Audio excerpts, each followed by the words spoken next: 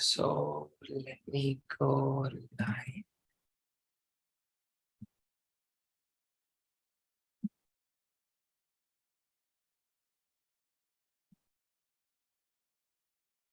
Just a second.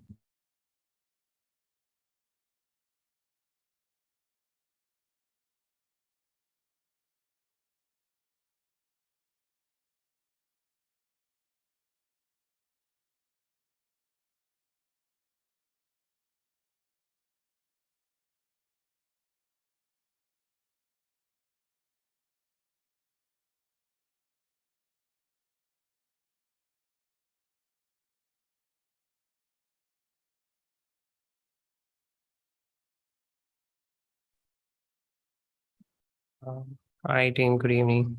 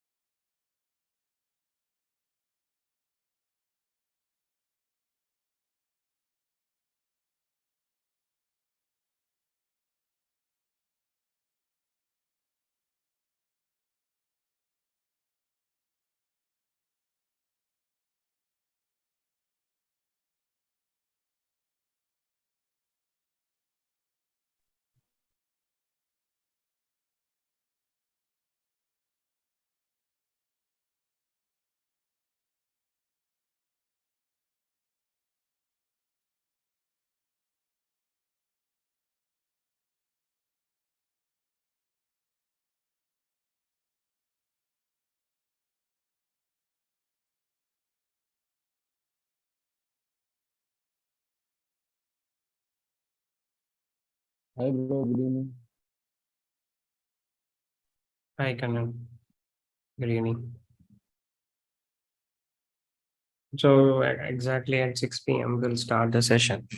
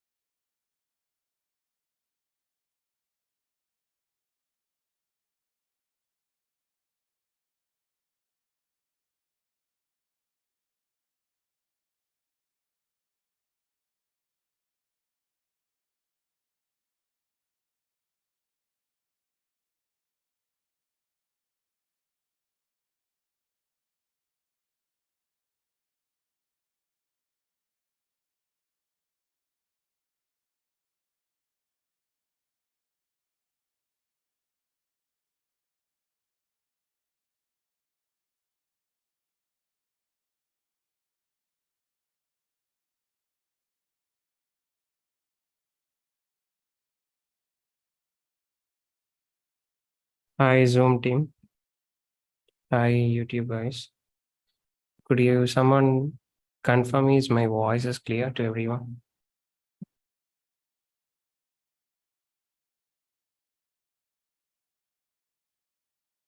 Is it audible to YouTube? I think for Zoom it's perfect. What about YouTube?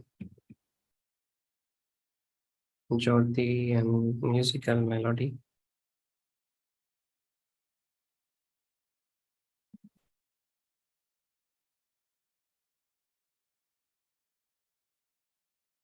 We'll start session at 6 p.m. sharply, team.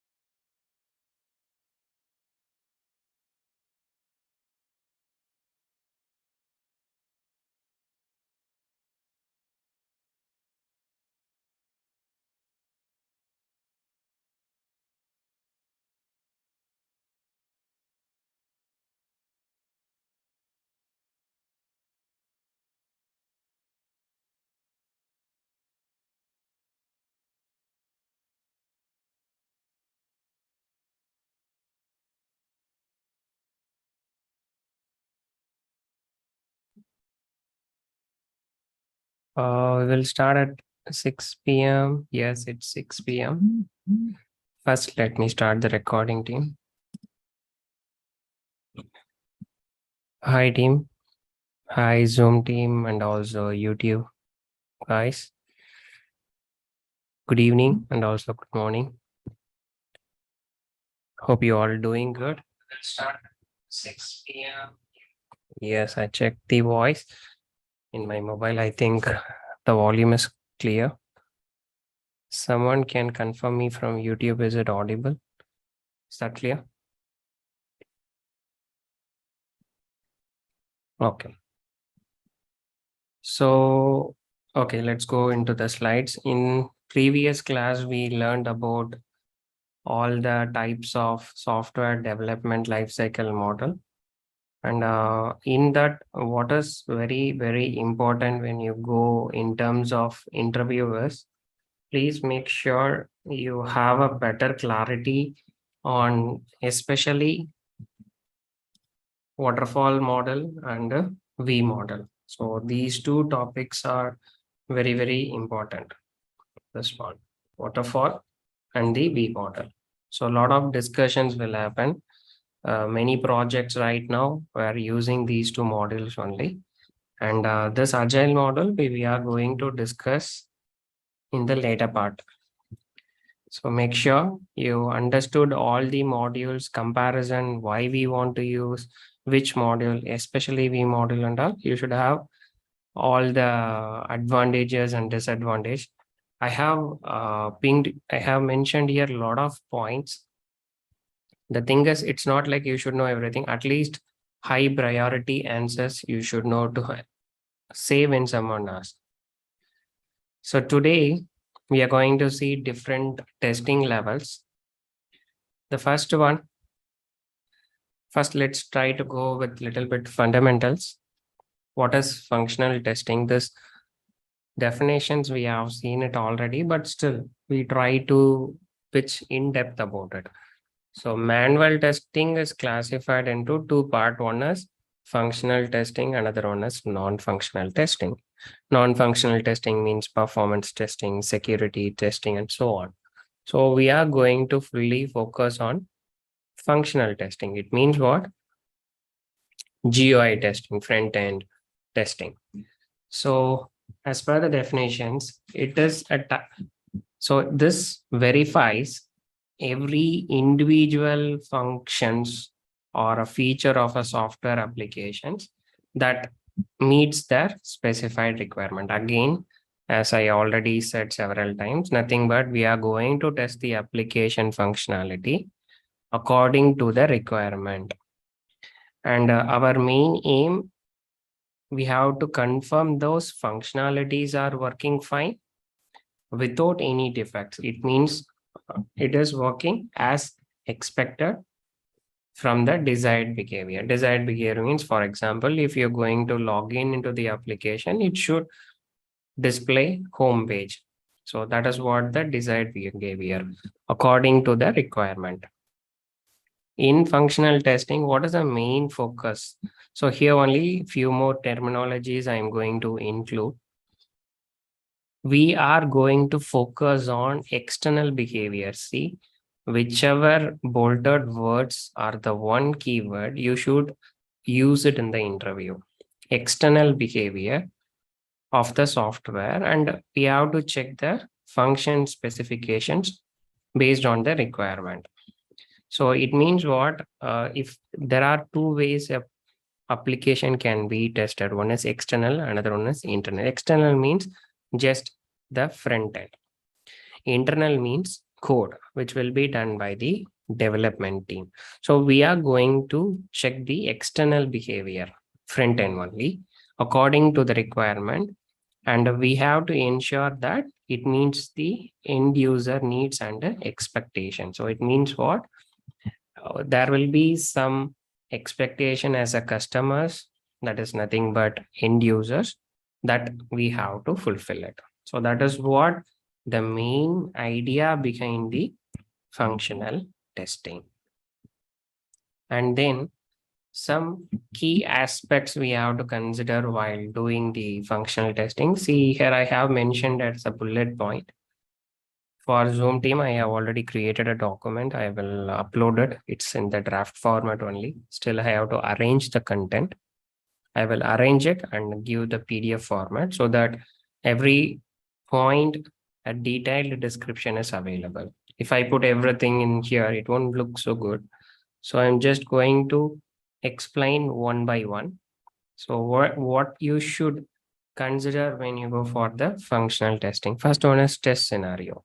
So what we need to do first, we have to create test scenario means different combination how the application can be tested. For example, okay, if it is booking a flight ticket or canceling a flight ticket you're reiterating or you want to change the date of travel or cancellation or any other options, refund flow, like that, many test scenarios we need to create, everything based on the functional requirement, again functional requirement. And this how you will decide this user scenarios, it's purely depends upon, you have to think you as a user. So as a user, which functionality you're going to use a lot. So based on user interaction and the workflow, we need to create the test scenarios. Now I'm giving an overview. Everything in depth, I'll be teaching how to write the scenarios, test steps and all. So for now, it's all about the theory stuff only. And it's again important when we do the functional testing is input validations. So input validations means you're going to give some valid value or inputs so that the application accept that valid. Okay, you're giving your proper credentials only, it should be able to log in, it should allow the login. If it is the login credential is correct, then it will successful login. Please be on mute team. iPhone 14, everyone, please be on mute. Okay, one more time. So what is second one? Input validation means very simple. When we check the user input, so you're going to enter some valid inputs, then only application should allow you, or else it should reject the invalid ones. So if your username password is correct, then only it should be able to show the log home page. If you enter the OTP correctly, then only it should allow you for the transaction. So if you enter wrong one means it should not allow. So such things we have to consider while doing the functional testing. And then that data manipulation, this is very interesting one, sort of like an API testing also. See, our datas are that much important. Let's put it in a simple way. Okay, Facebook, you're going to create a new account in Facebook. And then when you update it, that is nothing but creation, data creation. And then what you want to update your address. So we call that update process. Delete your account, delete operation. Like that, in database, we call this as CRUD, create, read, update, and delete. These operations we have to test properly. In the test case, it is working or not. So it means one end-to-end test case, when you run it, the data should be properly it should happen to that particular data only. So data here means maybe your username, that's one data. If you're working for an IT company, your employment ID is some primary data. With that data, whether to that data, all the leaves are credited. So when you apply a leave, it's properly, the leaves are getting detected. So that data, with that data, you're trying to retrieve some mails. So that data manipulation should happen. So this is something we will do it in the front end. So in the back end, this will cross check like the database connectivity they have done properly. So this is very important. We should think about it, consider while doing the functional testing. And then comes the business logic. Business logic means everything will have some business logic rules. We have to, developers will implement it. We have to test that properly with accurate data.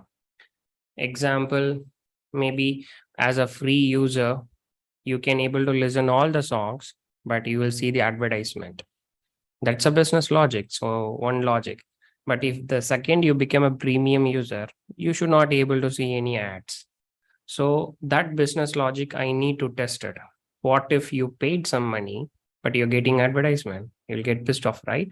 So such type of everything in every application, everything is defined as a business logic.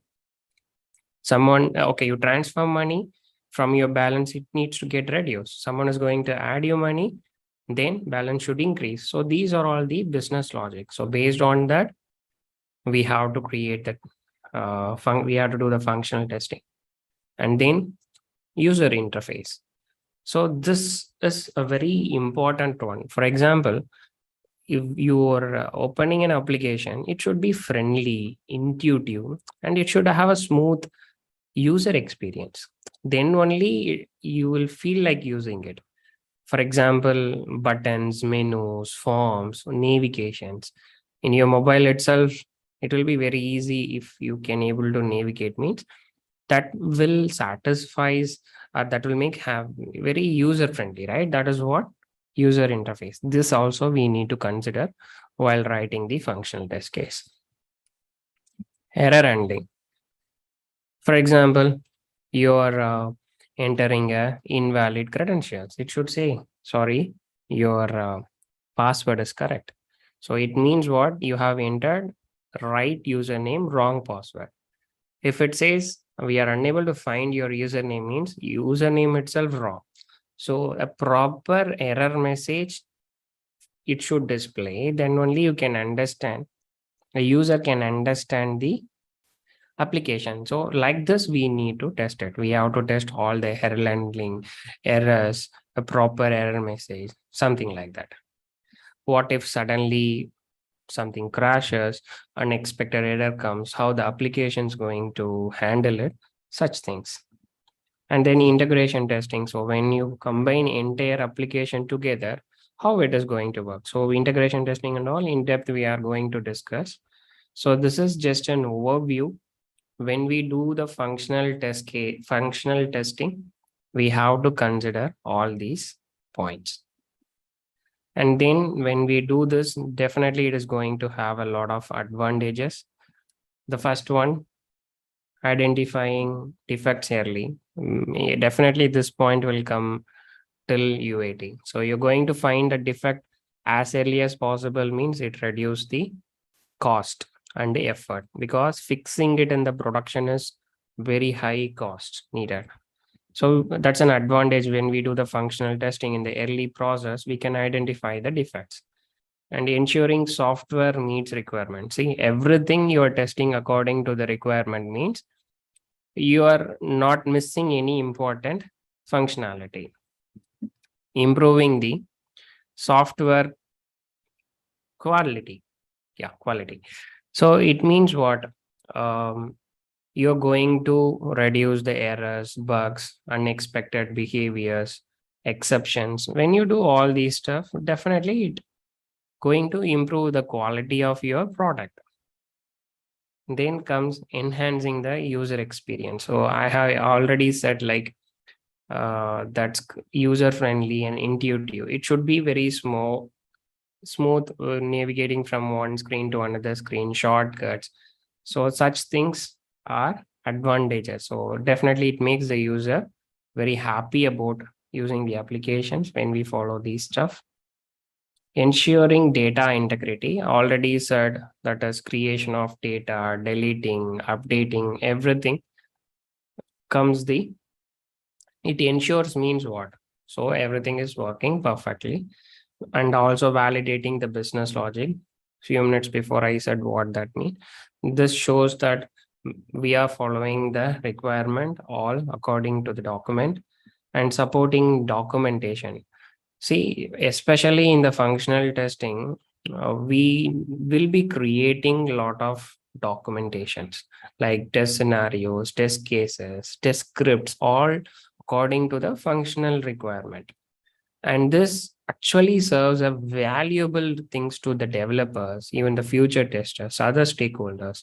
So they will understand the system behavior, how it's in the present or how it is getting changed every release. So supporting document is very, very important.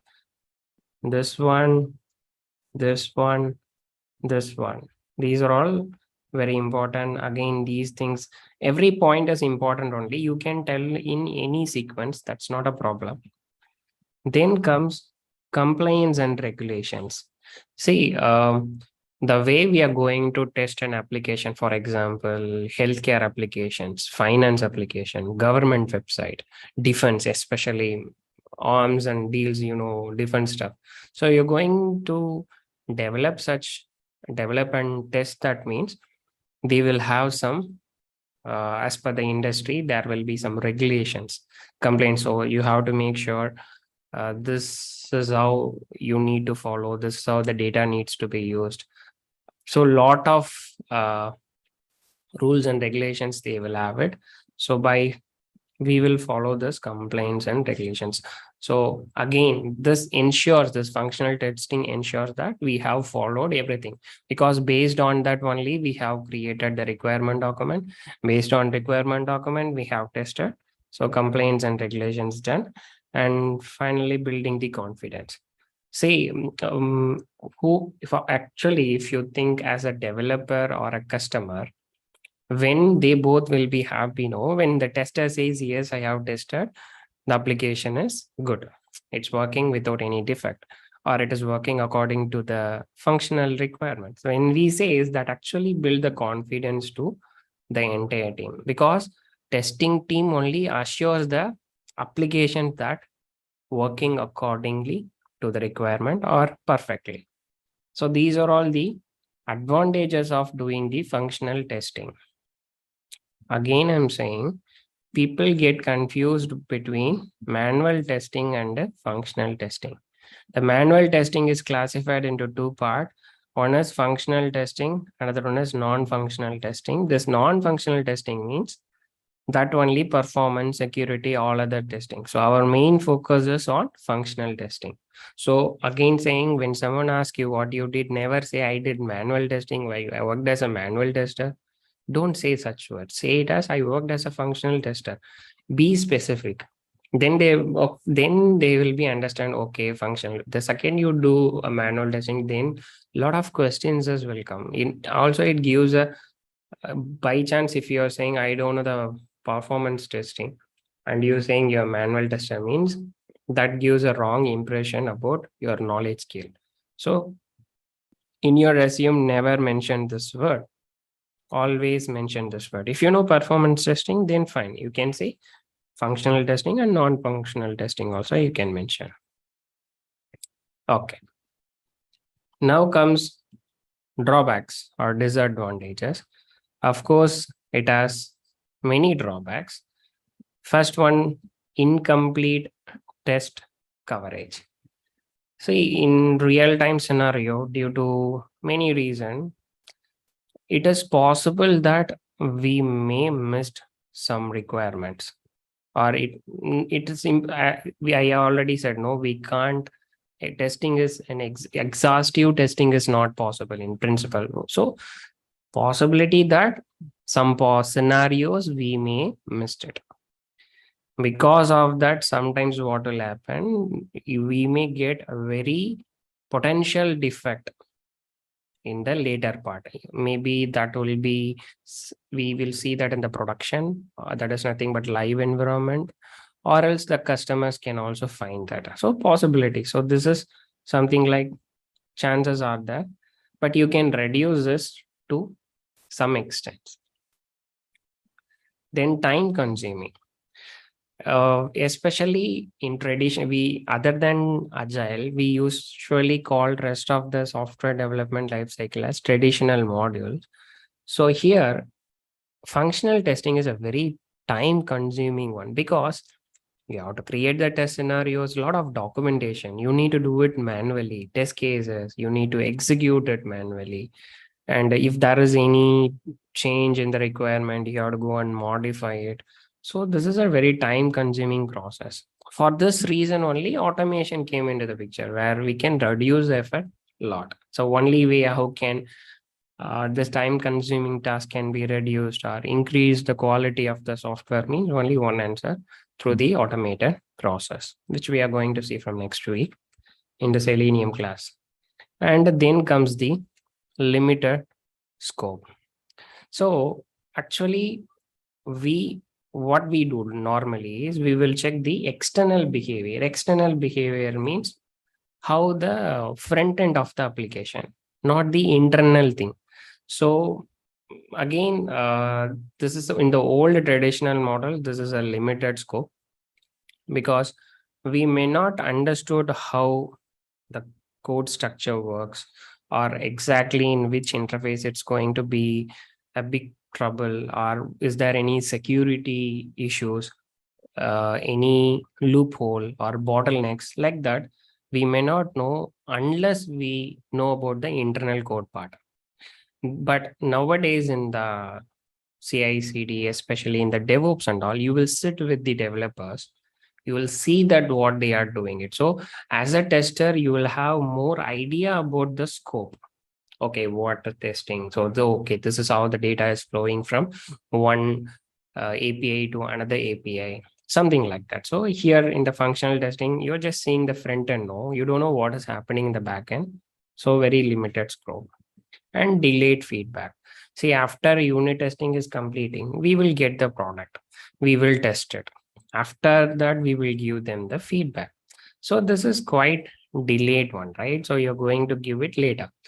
And this is one problem with the functional testing. They have integrated all the pages and give finally to you. You test it and you give the feedback later, means that may not be so good process. Again, cost, project schedule, we have to work on it. This can be solved in the DevOps.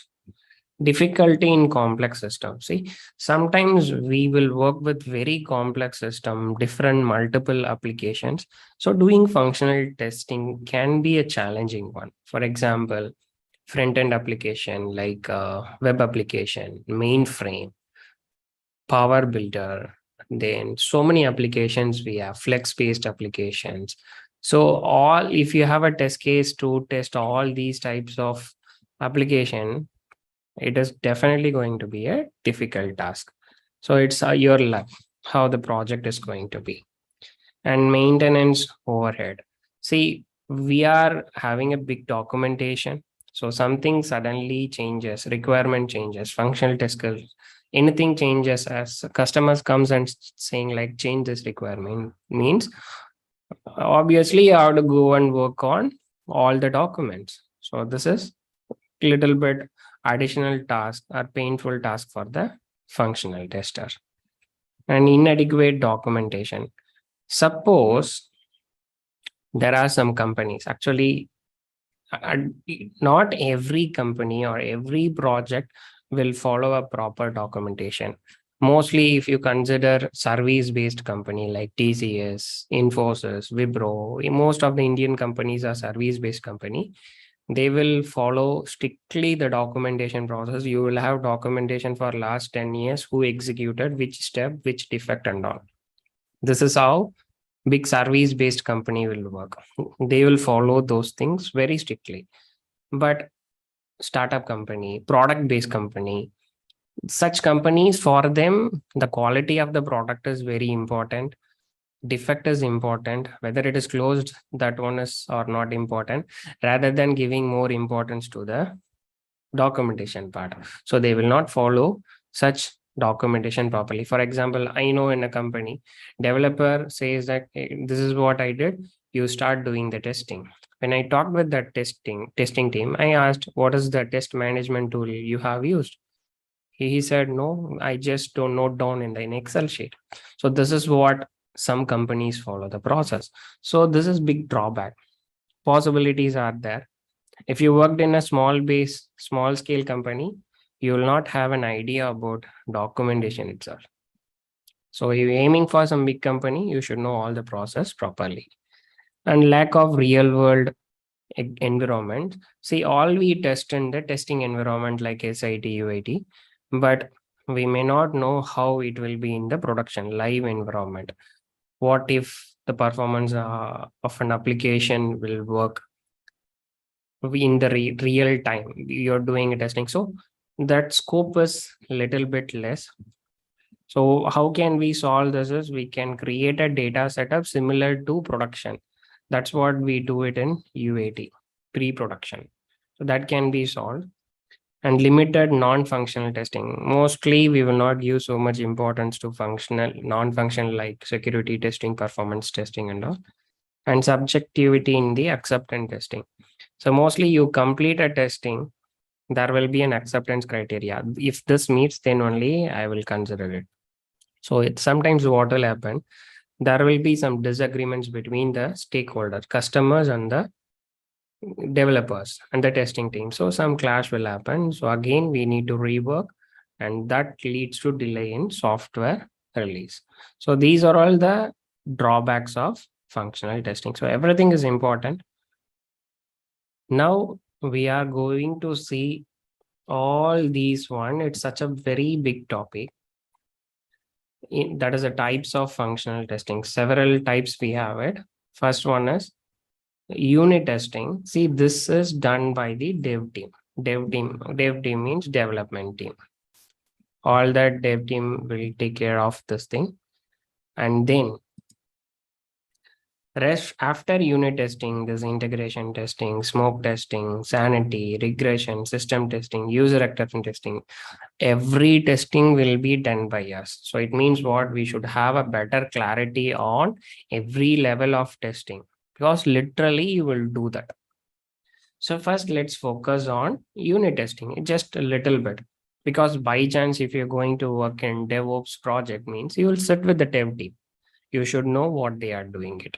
At least if they say something, you should aware about these terminology. So now comes two words: white box testing, black box testing, interview question, famous interview question. What's the difference between these two? Can you explain about white box, black box? Remember, white box testing. White box testing will be done by the dev team. All other testings are called black box testing. Why such term? Now see, what is white box testing? So this software testing technique mainly focus on internal structure and logic of the application. So it means what? The development team going to test it. I already said development team will do the unit testing. So exactly what they will do, they will check, okay, is everything is properly coded, and proper coding standards are maintained, test coverages, so many things are there. So they will focus on that internal structure and logic of the application. Okay, the value is going from one interface to another interface. Then you may think, what does interface means? Okay, to application. You're doing a payment means from here through Google payment, it is going. From Google payment, it is going to your bank. Three parties are there. See, one, some application, okay, booking train ticket, that is IRCTC. Sending a data to through GPay, Google database. From the Google database, it is connected to HDFC Bank, third party. So three APIs. So three parties are coming. So every logic of the code is properly working or not. So that is the called white box testing. And the main objective is code functions correctly and effectively, and also the input flows through the different parts in the code. I said no, for example, these three application or four application, whether it is properly going. After now, see, after money is credited, you will get a message from your bank. After ticket is booked, you will get a message from that company. Okay, this is your train ticket. So many things are here. So they test that internally. And the main goal, they will check the defects, any code error, or is there any loopholes, so that what if someone hacks your code? So they will check potential vulnerabilities, and that may not be apparent from an external. External means we are doing in the front end, right? That's what they say. So this is called white box testing. Remember, people get confused here. White box testing done by the development team. They will focus on the internal code structures, logic, and make sure they find a defect and fix it. This is what their duty. And several names are there. Suppose if you're going for ISTQB certification, these are all the name: clear box testing, open box testing, structural testing, transparent, code based, glass box. Please by heart it, know the code. Something code, okay, internal code, it's a transparent, structural code, structural, open box, like this, some words there. These are all called white box testing. So white box testing it's like a top word. Now in that, what you're doing is we are doing an unit testing. Okay, what is the unit testing? Let's consider any application. Which application? Okay, let's consider Flipkart. So Flipkart means you have home page, you have register page, then you will have products page, then you will have ad chart. After that, what else? Any e-commerce website, payment, then you will track the application. Like there's so many pages we have it, no? So we will be getting requirement from customers like this. So these are all the requirement. Now I have already explained this in software development lifecycle. So what they do, every developer will try to develop module by module or bit by bit or module by module, component by component. Like that, they will develop. That will be tested someone from the development team. That is called unit testing. So what the person will do, yes, whether the developer coded, that code is working according to the requirement. Before coming into the testing team itself, they will do one level of testing, but unit by unit, module by module. See, correctness of individual units or components. What usually they will test it? We do front end testing. They do back end. What is code? They will check functions, method, procedures, everything is working or not. If you're not aware about these terms, please wait till Selenium Java class. You'll get all the idea about what do you mean by this method, functions, and all. So they tested. Okay, if someone enters character in the place of, okay, you're saying enter money means you have to put some numbers, right? In that place, you put ABCD means it should throw some error. So that is what, like this, they will do all the positive and negative testing. Very important one is it's an automated. It is not manual. Remember, team, it is done using the automation, and the framework is, if it is a Java application, it's a JUnit. If it's a .NET application, it is called NUnit. Two frameworks are there. Nowadays, .NET application very less. JUnit, all the Java, they have one framework. Based on this only, we testing team came up with something called TestNG Framework. So based on these two, they created, the person Cedric used, the person created a framework especially for the testing team, where SIT, UAT, everything we can do it. So they do actually automated testing.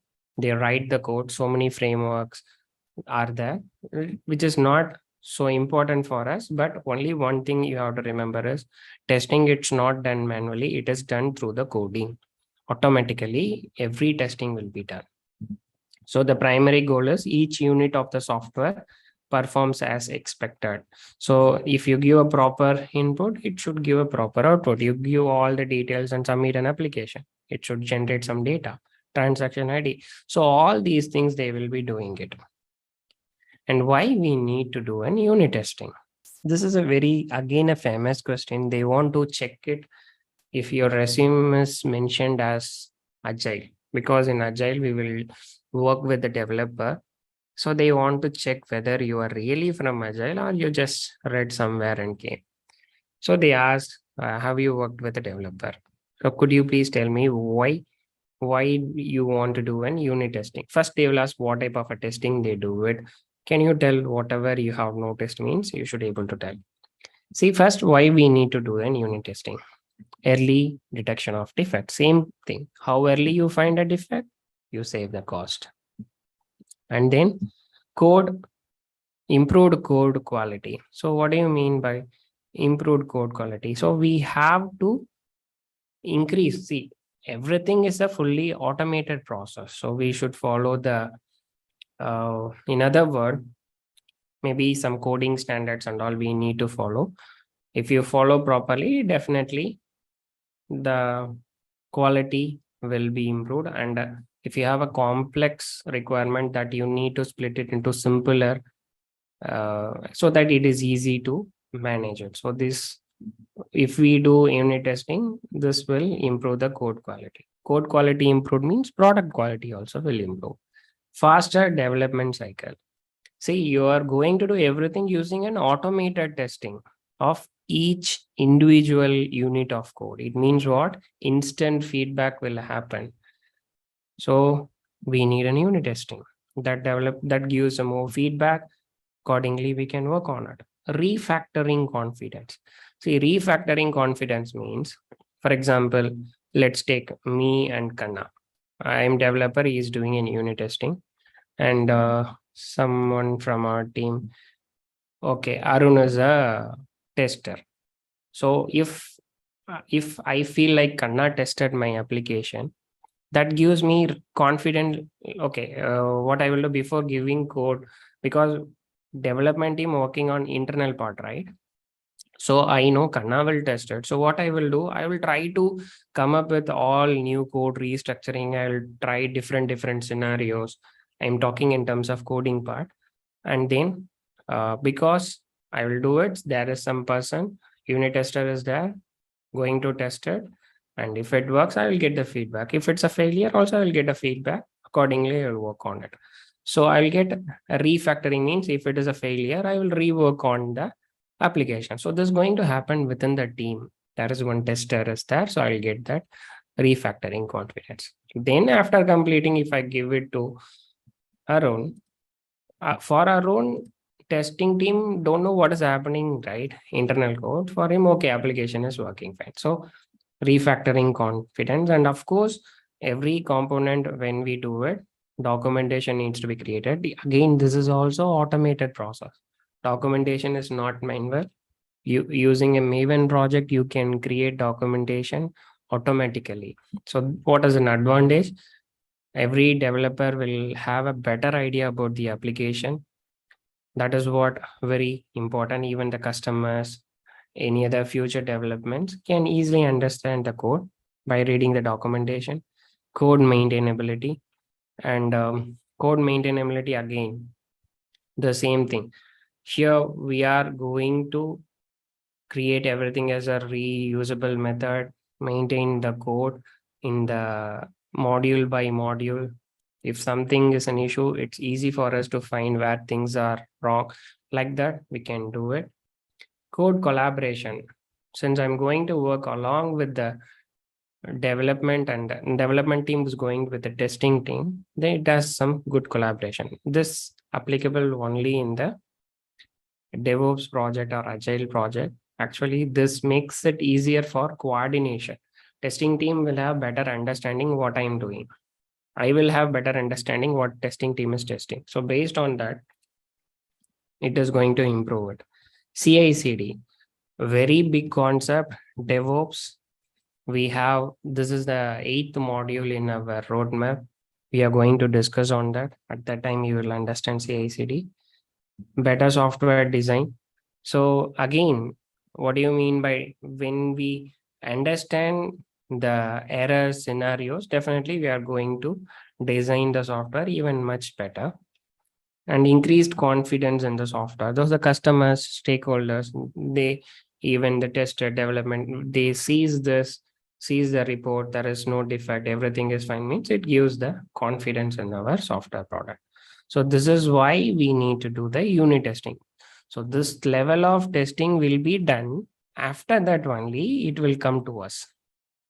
So unit testing is done. Please rewatch whatever I said, especially if your resume is having agile project, BDD, behavior driven development. You must know whatever the things I said. By hearted, say like you have worked in a project. Always try it on day one. That is next week. I will explain how to take notes and all. At that time, you will get more clarity. Then comes this is done. So this is called white box testing. Now we are going for rest of the things which is done by the testing team, which is called black box testing.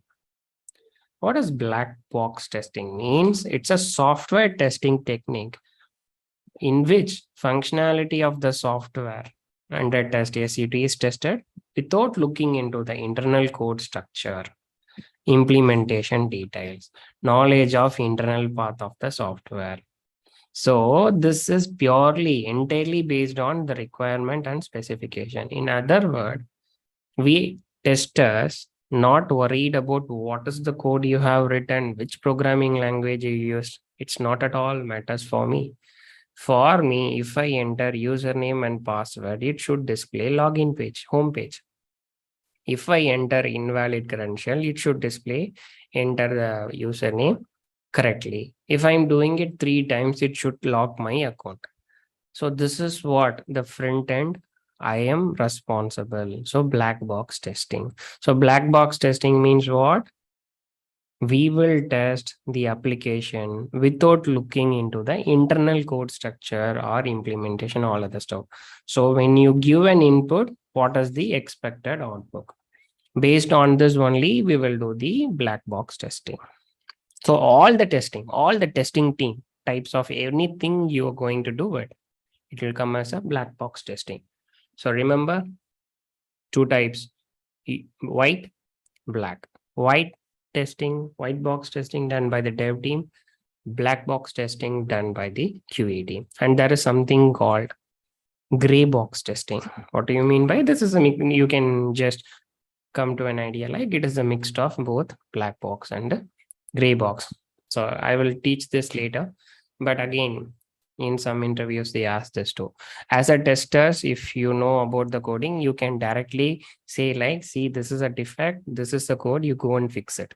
You no need to fix it, but directly you can say, go to this method and give the code. It will work.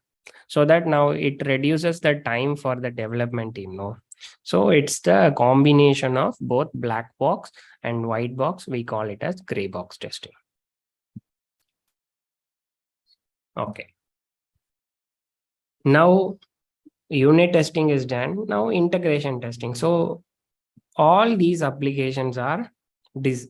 It is coded. Okay. All pages, web pages, it is coded. It is tested module by module or unit by unit.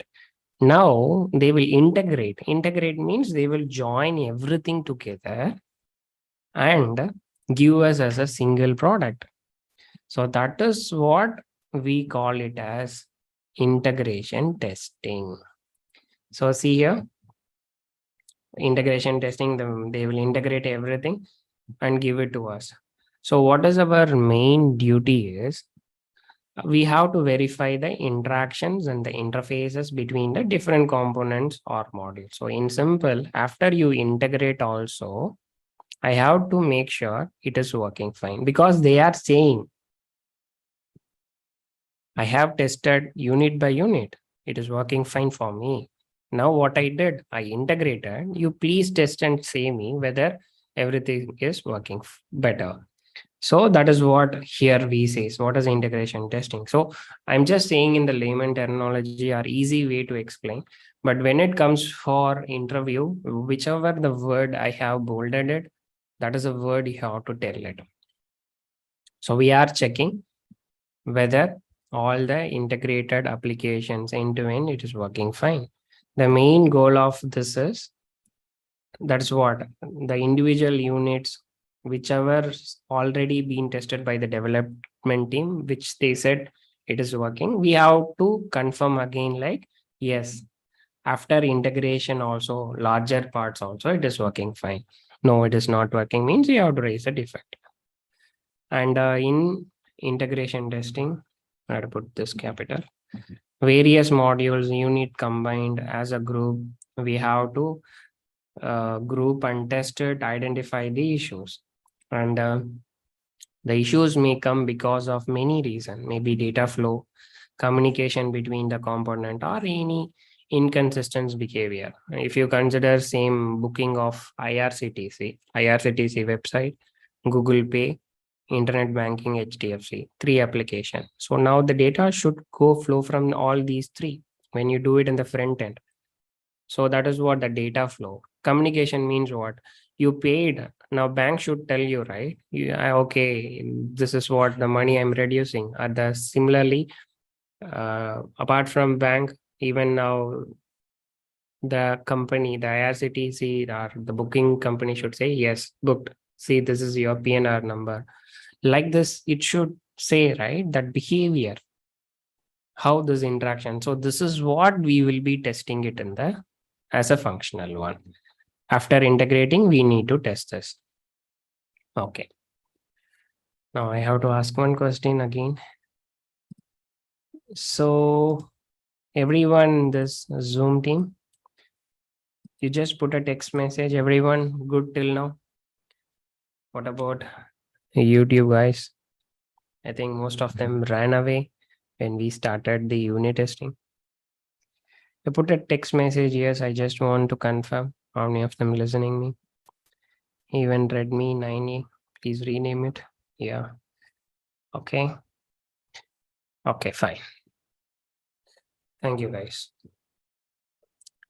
And again, this one attitude issue also will come to you when you become a tech resource. Understand that this, I'm just going out of the syllabus just to understand the market. If you take like 15 years back when I started, at that time, big gap between the manual testing and automation testing. At that time only, like 2010 only, automation testing was booming in the regression field. So there is a different person. So manual testing will be done by particular resource, then test automation will be another resource. Now what has happened after almost 13 to 14 years, both the manual testing and automation testing needs to be done by a single resource. So that is the expectation, especially if you're going for an on-site or you're staying outside India, means you should be very good in manual testing and also automation testing. Because before and all, our automation testers' attitude will be, why should I do manual testing? They are there, right? But that is not the case now. Now, even you work with, there is something called DevOps team. You work with the developer. Out of 5 days, you do manual testing for 3 days. You will do automation testing for 2 days. Some combinations will be there. So you must know how to do a proper, what you're doing manual testing, that only you're going to do code for the automation testing. Because very soon we are going to start next week, we are starting the Selenium, no? All tech part. So don't think like this topic is okay, not that much important.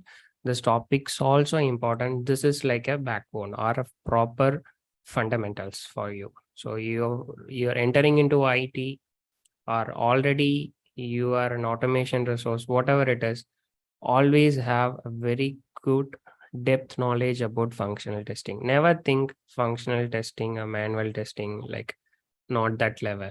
Trust me, there is always a question asked from any person, artificial intelligence, will it replace the testing?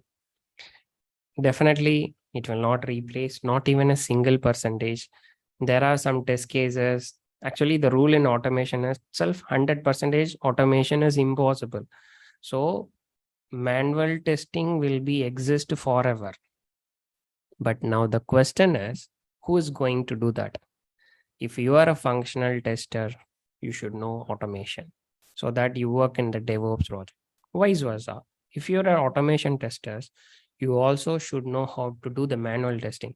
It means AI will not replace that particular thing. It will be replaced by us only. The resource who is having a better knowledge on manual and automation resource alone can able to survive now. It's not like how it was 10 years back. So all the topics give equal importance. Take notes, keep it with you. It should be a one-time preparations for the interviews. You listening to this video again 2 hours is very tough, guys. So while listening, understand at least 50%. Then when you see the slides, I will give you the material which is having an in-depth explanation about every point. I will give you that. I will upload it. You just go through that, take the notes, keep it with you. That's how you should prepare. Next week, I will tell how to prepare for interviews. Okay, let's go back. Why do we do integration testing? Going back to the topic, YouTube, Safir, Ashik, thank you for the reply. Okay, why we need integration testing? Okay, first thing, validating the data flow. So what do you mean by validate? See, most of the points I have already said in terms of functional testing. That is what I'm going to say again in the integration testing. Validating data flow, because different components, interfaces, let's put in easier term, different applications are integrated, are communicating. Just know that IRCTC, that is train ticket, payment app, and the banking, different. All three are totally different places. So the data that we have to check that data flows, whether it's properly communicating or not. That is why we need the integration testing. How early you find the defect, it's going to save you the cost. Early detection of defects. Verifying system interfaces. Actually, we understood this is, we already doing all this data flow, but still we have to check different modules will be there. What I said is just 3 API. In real-time application, many interfaces will be there. We have to go and check. We will know what is an interface they use, different integrations they have done. Again, testing is context dependency. If you're going to do for e-commerce, it will be different. Health, it will be different. So you must have an idea about that domain knowledge. Accordingly, you should write the integration test case. How to write the integration test case, I will teach you. But this is, you should have better clarity on the, what to say, domain. And then verifying system interfaces, that is was different, all the different third-party APIs, databases, everything. And accessing end-to-end functionality. Again, end-to-end functionality now comes all the types of applications only. Same thing only. One point they are talking in terms of data. One point in they are talking in terms of application. Another point, they are be specific about the third party database, little bit about the technical stuff. So when you write a test case, you have to pick, okay, how can I check the data point of view, end-to-end point of view, like that different ways are there. Accordingly, you should write it. And that is also, you're going to have interaction with the development, enhancing the collaborations, and reducing risk in integration risk.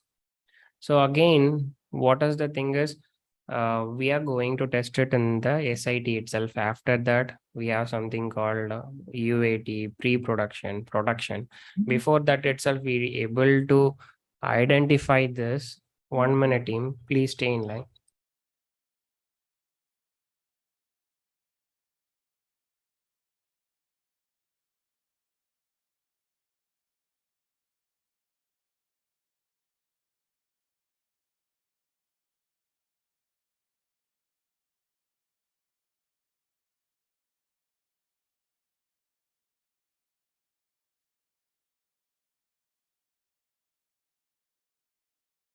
Okay. Sorry for the disturbance. It's my dad call. I messed it up. Okay. So where I left, yes, reducing the integration risk. See, when you find the risk of failures in the lower environment itself, in the productions, we will not face this issue. So that is very important. You may ask, whether we will miss such things means that's what in the day one I showed, right? How many applications failed in the live just because of careless mistakes. So we have to be very depth. We should have a good knowledge on the domain, accordingly apply these things, and definitely this is going to reduce the risk in the later part. And validating architect. What is this architect? I have already showed you one architecture diagram. So when you start doing the testing, so architecture of Uber. So you'll be getting this type of architecture diagram from the development team. So accordingly, you should write it. A lot of DBs there, database testing. I should bring in the concept. So what is the level if it's a .NET application, Java application? So many things are there. Accordingly, we should write the test cases. So this is what they mentioned it as validating the architecture.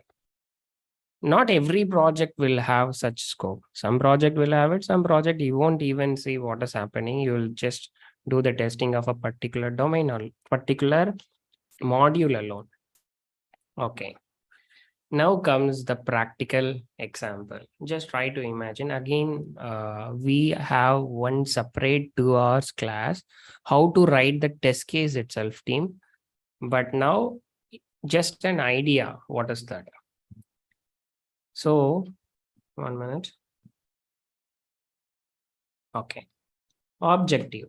So one small example, we are going to verify a shopping cart and payment gateway module work together correctly, process a customer's order, complete the payment. Maybe you can take Amazon, Flipkart, whichever the website you can take it, no problem.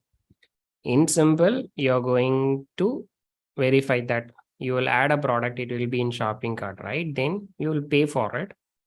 Okay, payment is successfully completed. This is your requirement.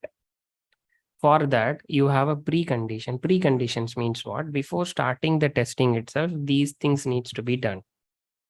First thing, this shopping cart module is populated with selected product. It means what?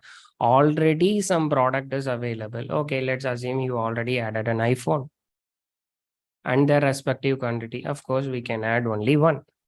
You have added like that. Maybe if it is a groceries, you have added multiple stuff. So it is already available in the shopping cart. Now we want to precondition. If you are going to do a payment means already your account needs to be configured, right? Your bank account should have the balance. It should be active and that should work. Enable online transaction.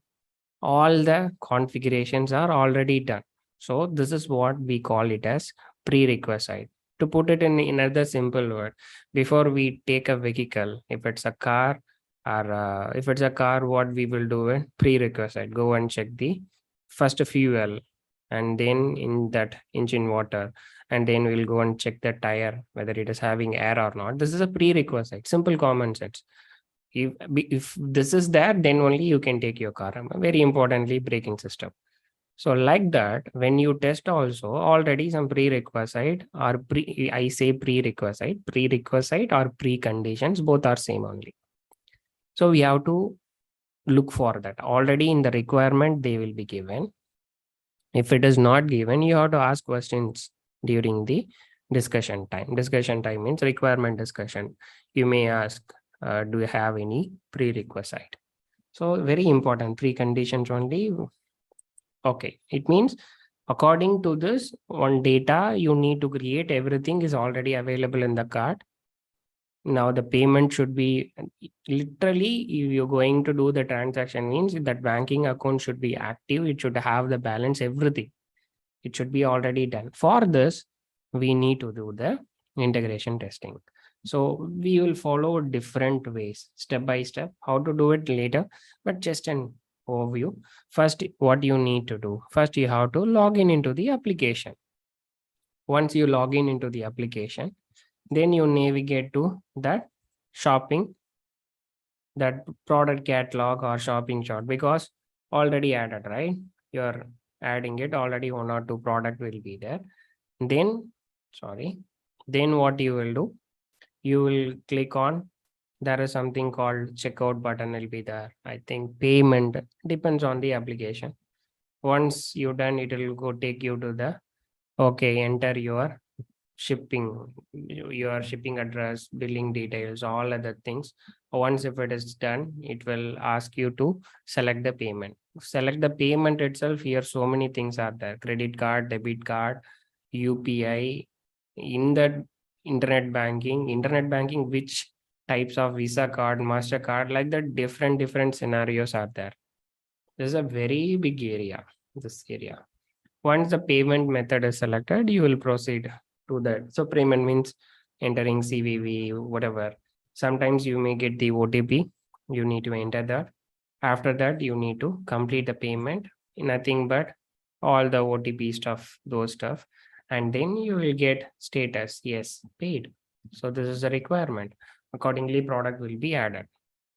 So you see here, this is how you will test. After that, log out of the application. So integration testing means this is what you will be doing it in real time scenario. They give you the requirement. They give the preconditions. What you need to do, this how I am going to test it. Positive scenario, negative scenario. Positive scenario means directly it will work. Negative scenario means you added iPhone but no bank balance. You're adding an iPhone or some product which is not available in that location. For example, there will something called pin code. You enter the pin code, that product is applicable only for that particular region. So you try to add something, it should not allow. Like that, you will come up with different scenario. You may ask who will teach this, means you have to think you as a customer. If you are the customer, what will you do? Positive scenario, okay. Negative scenario, what if the person, first the customer's bank balance is not there? What if the person already added and logged off, or while doing the payment your system got crashed? What will happen? So such, you have to, that is what we testers always think us in the place of user, end user. Accordingly we need to do it. So that is what the integration testing. Till now, everyone good? Please confirm me from the Zoom team and YouTube team. All good? Please put a text message, guys. Very easy. I'm giving the word. Automation itself easy. Manual testing and all, not a big deal. But what is the problem here is when you go for interview, automation technical interview is easier, but manual testing interview is very tough, because management is like an ocean. They can ask you from any domain, any scenario, any question. It's such a vast syllabus. But technical, being a technical resource, 20 years back, how it was Java, till now it was same thing. They can't ask more than a oops concept. So I always say, maybe additional thing, I should not say it now, but still I will say, project your resume too much on technical stuff rather than on functional. If you already worked in functional, no problem, you can put it, or else always put it into the technical part. Yes, I worked as an automation resource, because those questions are fixed. They can fine tune the question, but the answer remains the same. It is easy for us to crack the interview. But when it goes for manual testing, no, because some of them, when I discussed, they said, no, first I will go to the manual testing, then I will go to the automation. Please, if you have such mindset, now itself replace it. Manual testing easy to understand, but very tough in terms of interview. You will understand when you attend interview. Okay. Now comes just three approaches. So you have decided, okay, I'm going to do the integration testing. How can I do that? So there are some approaches, some methodologies, some strategies. You can put any way. We have these two. We are going to focus only on this. After this, we will wind up. One is Big Bang approach. Another one is incremental approach. What is Big Bang? 1 minute. So a Big Bang approach means it is a software development and testing approach where the entire software is developed or updated, modified without following a structured or incremental process.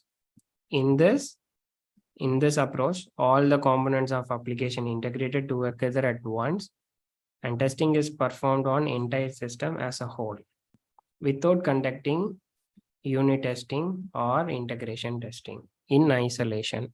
So it means what?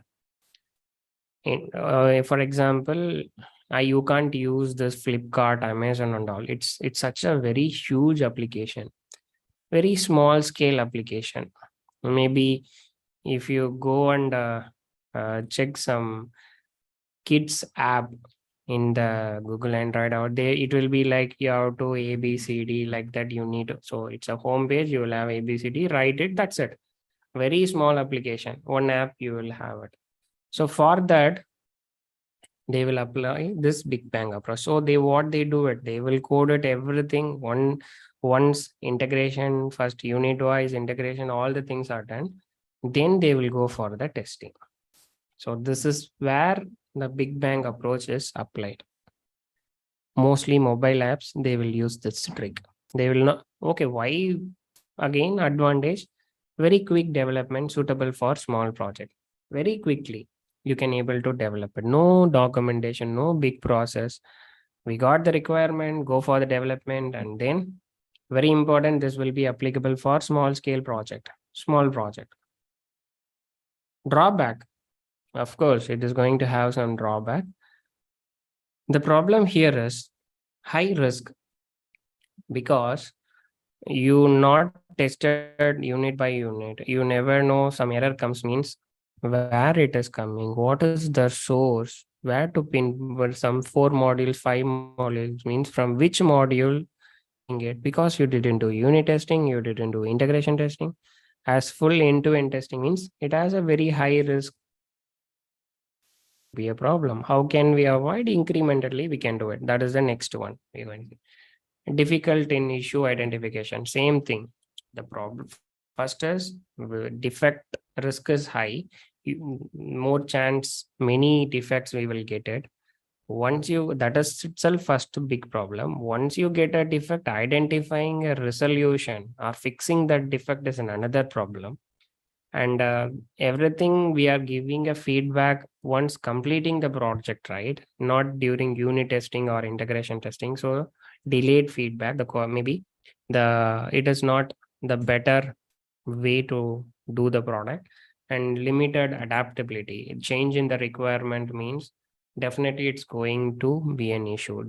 So fixing issues will be quite costly and complicated. So these are all the drawbacks in Big Bang approach. Now comes incremental approach. The first one is done.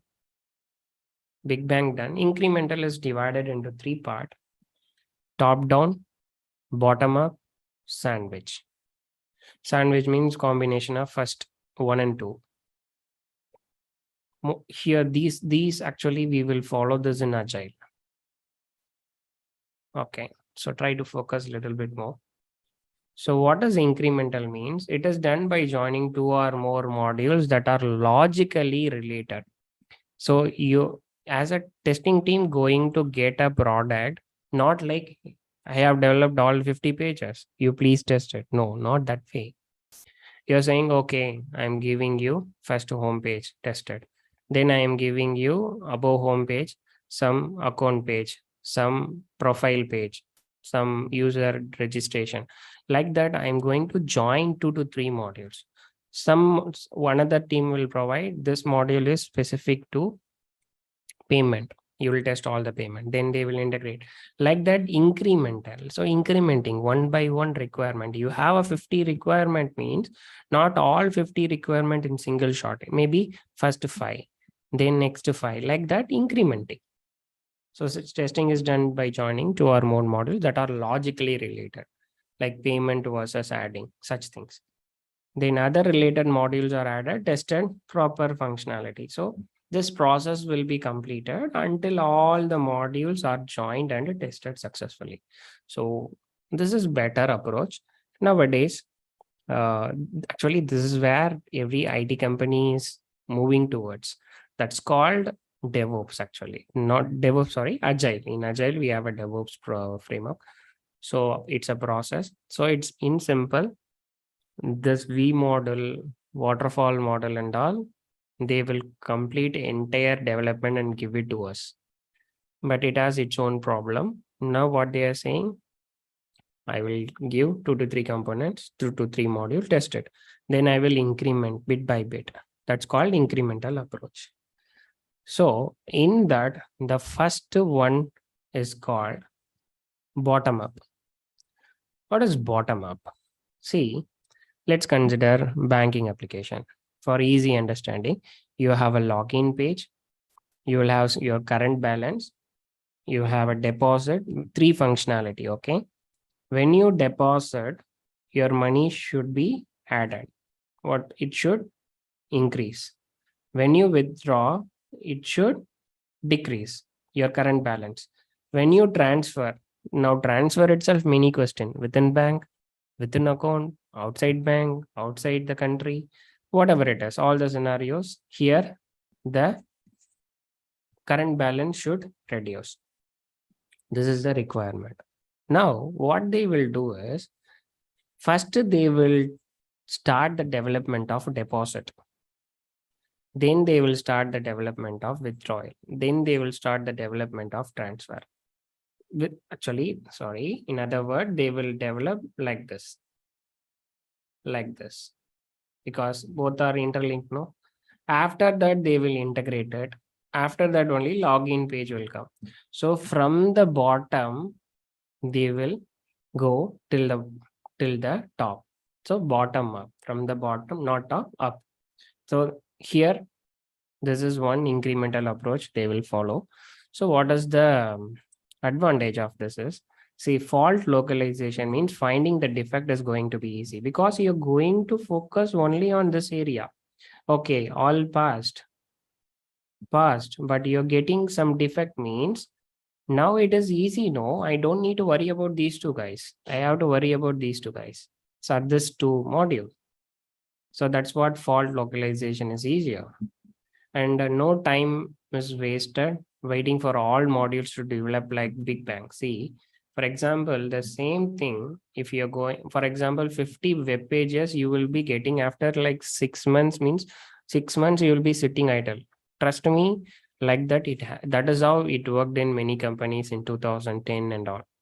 We will be recruited into a project. You will be sitting idle for 3 months, 4 months with project billing.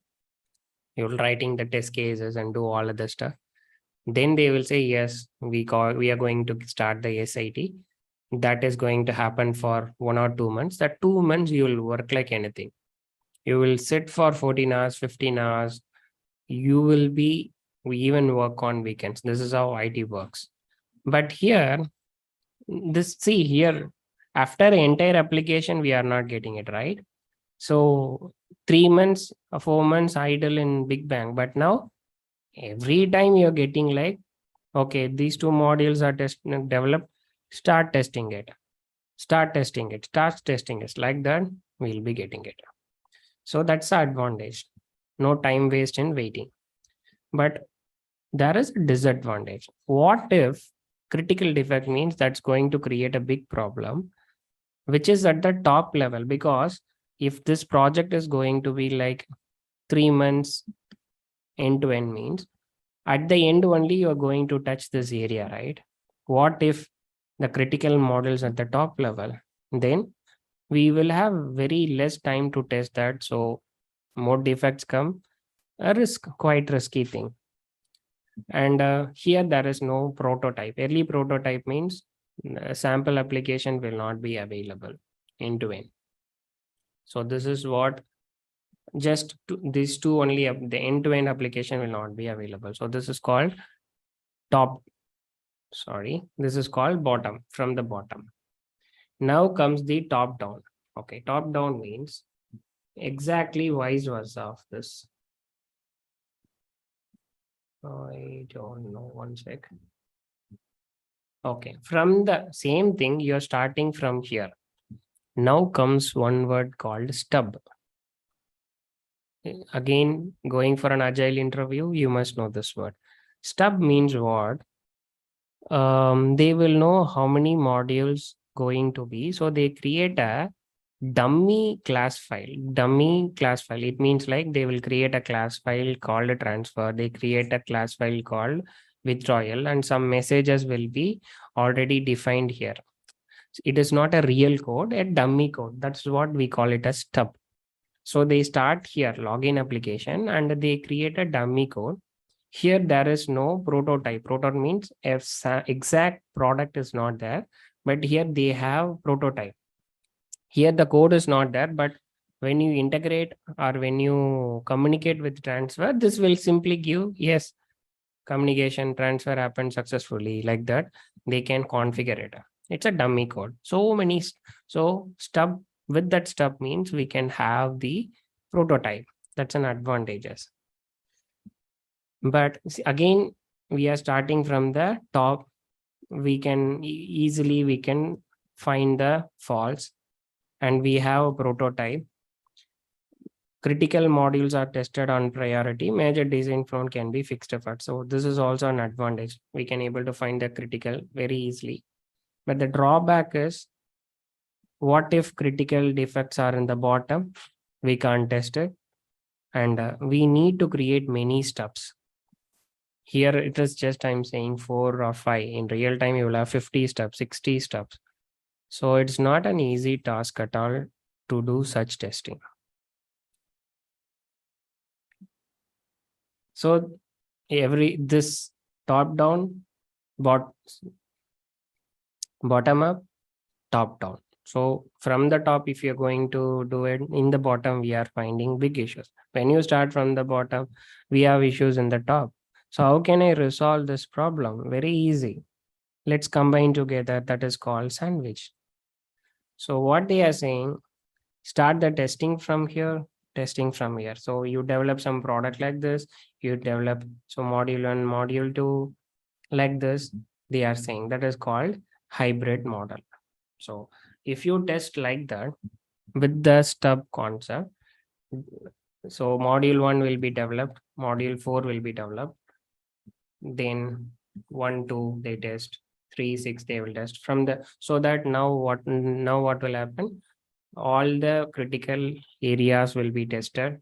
We will have a prototype. So all the advantage of top down and bottom up can be combined together. The drawbacks, we can remove it. So this is called sandwich testing.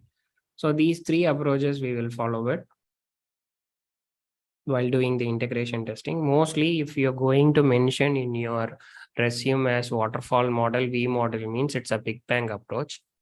If you're going to mention DevOps means agile means it's a incremental approach. Now there are some best practices, last 2 slides. Don't worry, I'll wind up. Okay, so some guidelines for integration. Some of them we are going to see in depth. Traceability, creation of traceability matrix means nothing but we create one Excel sheet. So all the test cases, we will map it to the requirement, so that if we miss something, we can understand. So we'll create a traceability matrix. We'll see in depth. Defect management, like using of Jira tool, and so many tools available in the market. We have to use such tools so that we don't miss anything. And collaboration, again, the collaborations between the developers and again the testing team going to improve the stuff. Then version control, we are going to learn these stuff in the this is called Git, GitHub, all these things, 9 modules in automation we are going to learn. So that's going to help you a lot. Negative testing means giving a instead of positive value, invalid credentials. If you give the integration testing, if you follow this, the integration testing will be the best. That is what they mean to say. We will see that. Boundary testing means so many testing technique we have it. All these things we will see at the end, like how to test a value if a person age between 18 to 25. How many value should I, boundary value analysis, and creation of a test report. See, if you're going to see the test report, you will get a better idea which module is a very critical one. Accordingly, the next time I can plan it properly. And test strategy. So how to start, what are all the ways, approaches I'm going to do it. Test plan, incremental approach, how many interfaces we have it, third party applications, how the data going to flow. According to data, we have test environment, test data, which one should I start. So all these stuff we are going to see. But this again, whatever you're creating some sample, okay, 100 test case you're creating for integration testing means that is what you will be using for UAT. Some test cases will be little bit modified, and the same test case you will be using for production. It means what? First writing of this test case is very important. So we will be seeing this another again. So integration testing is done, unit testing is done. Next comes the user acceptance testing, system testing. In between, some 3 levels there: sanity, smoke, and a regression, all interview area. Again, very important is this sanity, smoke, regression we will be doing using the automation script. So all these definitions, again, it should be used in the automation also. These points all come for us, UAT, and as I said, no, gray box testing, combination of white box and black box. And then this here only I'll be teaching you how to create this traceability matrix, test plan, test case development, step by step, environment setup, how you have to execute, defect life cycle. So this area important. Almost all the areas are important. We never know which questions they are going to ask. So we will be seeing this. Once we are done with software development lifecycle, so we'll write that test scenarios, test cases, test data. Such a big topic, this one. Once this is done, this is what I said, software testing technique. So boundary value, equivalence, decision, transition, error guessing. So if you want to test this field, how many values will you use? Like that. If it is this, like this, between 18 to 59, it should allow how many values we can use. Then decision table, what is the combination, username, valid username, invalid password, like that, different things there. 3 times if you enter password, how it is going to get logged. So all error guessing, again, it depends upon the experience. I will give you some cheat code. So again, defect tracking here, severity, priority, all these things we are going to see one by one. But now the thing is, tomorrow we have the class. Tomorrow we can't complete all the stuff. After that, next week onwards, we will be starting the Selenium training. So no live classes. So Saturday, Sunday, we will start with our own Zoom meeting class. Then what about these topic means? Mostly Wednesday, 1 hour evening, I'll try to come online and teach. If you can't attend also, no problem. That video will be available in my YouTube. I will add those to the Canvas portal. Zoom team can use that. And YouTube guys, you just follow the meeting invite. Then you know what is updates happening. So I'm going to stop the live. First, let me stop sharing the screen and end streaming. Thank you, YouTube guys.